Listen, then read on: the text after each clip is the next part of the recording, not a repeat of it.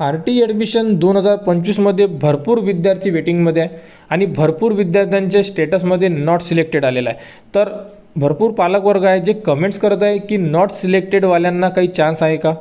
वेटिंगवालेसुद्धा message करत आहे, comments करत आहे की वेटिंगवाल्यांना चान्स आहे का आणि किती वेटिंगवाल्यांना चान्स आहे। तर त्यांचे जे डाऊट्स आहे आपण या व्हिडिओमध्ये क्लिअर करणार आहे। तर जेही पालकवर्ग वेटिंगमध्ये आहे किंवा ज्यांच्या फॉर्ममध्ये नॉट सिलेक्टेड लिहून आलेला आहे तर त्यांना समोर काय चान्स मिळू शकतो किंवा नाही आपण या व्हिडिओमध्ये चेक करणार आहे। तर सर्वप्रथम जे विद्यार्थी म्हणजे जेही पालकवर्ग विचारत आहे की वेटिंगमध्ये आहे तर आम्हाला 100% प्रवेश मिळणार का, असा प्रश्न भरपूर जे पालकवर्ग आहे यांनी विचारलेला आहे। तर यावरती एकच आन्सर आहे की वेटिंगमध्ये आहे म्हणजे तुम्हाला प्रवेश मिळाला असं नाही आहे। कारण जेवढ्या वॅकन्सी स्कूलमध्ये होत्या ते विद्यार्थी रेग्युलर राऊंडमध्ये सिलेक्ट झालेले आहे। यावरती मी जे बोलतो हे तुम्हाला व्यवस्थित ऐकावं लागेल जेणेकरून तुम्हाला जे पॉईंट्स आहे हे क्लिअर होतील।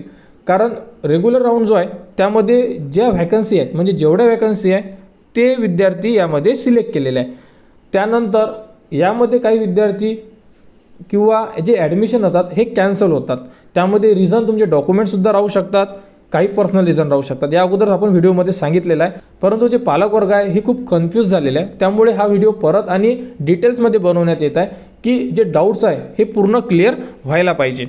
तर आता तुम्ही बघा की वेटिंगमध्ये जेवढ्या वॅकन्सी असेल स्कूलमध्ये, फॉर एक्झाम्पल कोणत्या स्कूलमध्ये जर 50 वॅकन्सी असेल आणि तिथे 50 विद्यार्थी सिलेक्ट झालेले आहे तर 50 विद्यार्थ्यांना एक डेट देण्यात आलेली आहे जी आहे सध्या 28।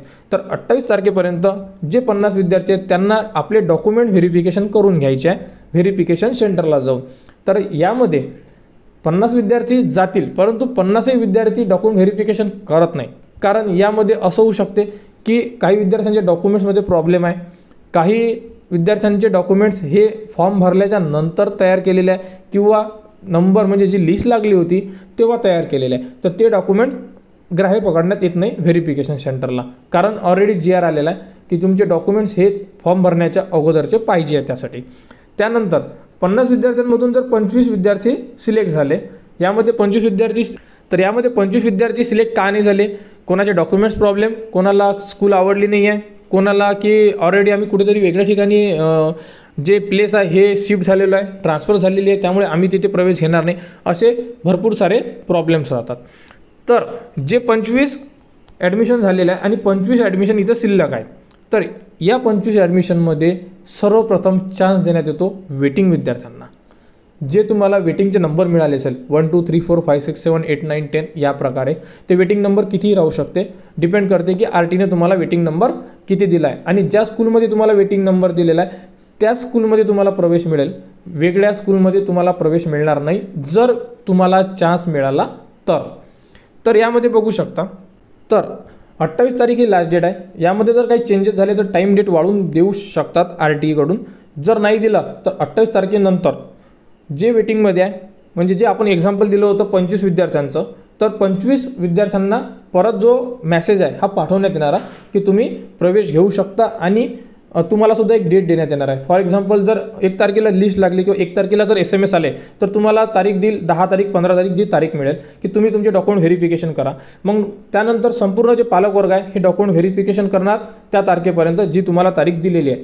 आणि त्यामध्ये सुद्धा असे पालकवर्ग राहतील की जे डॉक्युमेंट्समध्ये इनकम्प्लीट राहणार आहे, तर त्यामध्ये सुद्धा मग या 25 मधले काही विद्यार्थी म्हणजे फॉर एक्झाम्पल पकडू आपण 13 विद्यार्थ्यांनी प्रवेश घेतला, 12 बाकी आहे, तर 12 विद्यार्थ्यांना म्हणजे मग नंतर जे वेटिंग विद्यार्थी अजून जर वेटिंग असेल त्या स्कूलला, जर वेटिंग विद्यार्थी परत एक्सटेंड झाले, परत जे 25 वेटिंग बोलावले होते अजून जर समजा फॉर एक्झाम्पल 50 पर्यंत जर वेटिंग असेल तर म्हणजे अजूनही यामध्ये 25 विद्यार्थी बाकी आहेत, तर परत 12 विद्यार्थ्यांना सेकंडमध्ये पाठवण्यात येणार म्हणजे थर्ड लिस्टमध्ये चान्स देण्यात येणार आहे।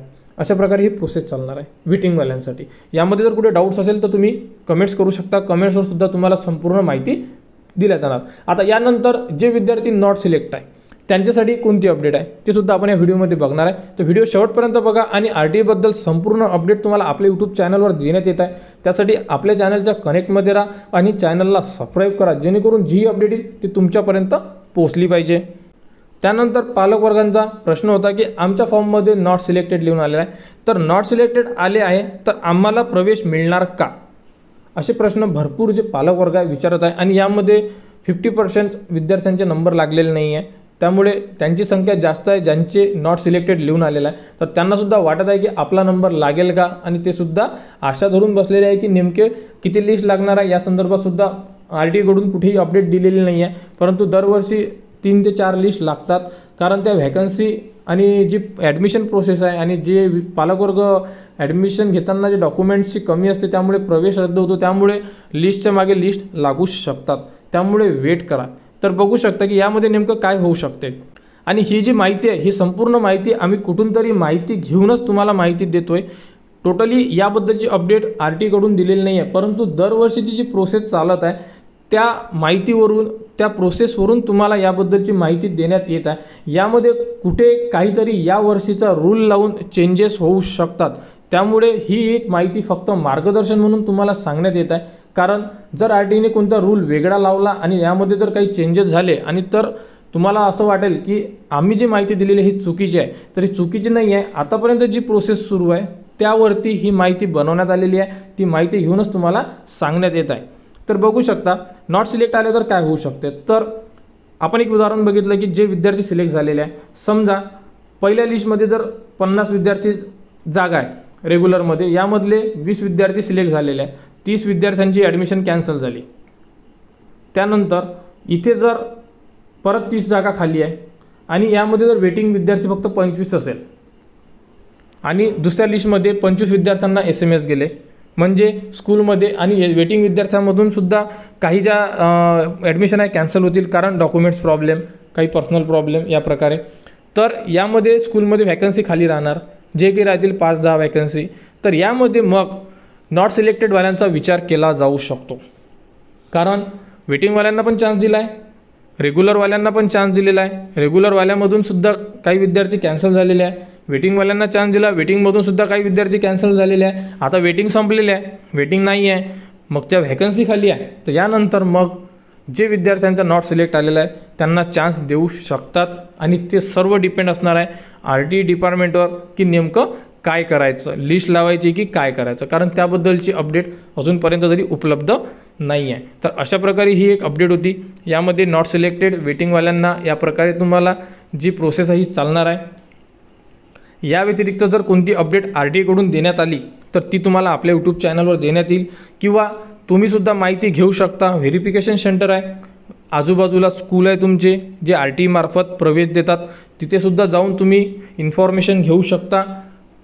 आपल्यापर्यंत जरी कोणती इन्फॉर्मेशन आली तर तीसुद्धा तुम्हाला देण्यात येणार आहे. तर RTI बद्दल जर तुम्हाला कोणती अडचण असेल तर तुम्ही कमेंट्स करू शकता. कमेंट्सवरसुद्धा तुम्हाला संपूर्ण माहिती दिल्या जात आहे आणि दिल्या जाणार.